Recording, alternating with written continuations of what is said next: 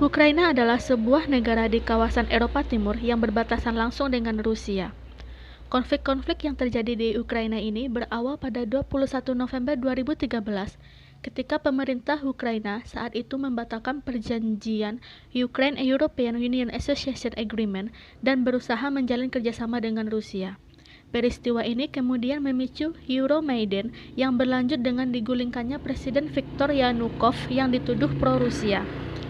Konflik pun bertambah pelik ketika wilayah Crimea mengadakan referendum untuk melepaskan diri dari Ukraina.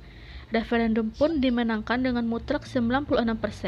Vladimir Putin menyatakan referendum itu sah, namun Uni Eropa menyatakan referendum itu ilegal.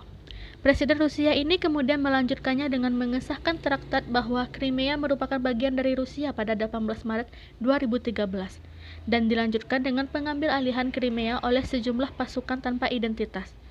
Perang saudara antara pro-UE dan pro-Rusia pun terjadi.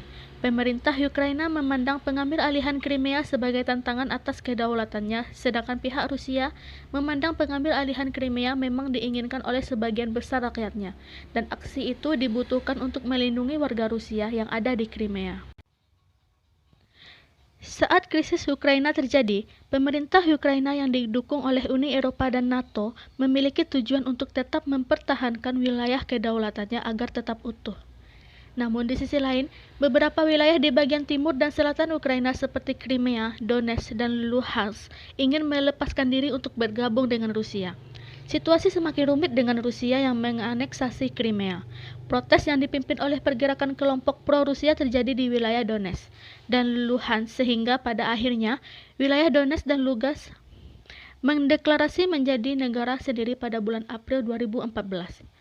Pertempuran sengit pun terjadi antara kelompok bersenjata pro-Rusia dan angkatan bersenjata Ukraina atas kendali bandara di Donetsk. Permusuhan berlanjut sejak itu. Meskipun perjanjian Minsk 11 Februari 2011 mengatur gencatan senjata dan penarikan senjata berat dari garis depan, pelanggaran perjanjian gencatan senjata sering terjadi.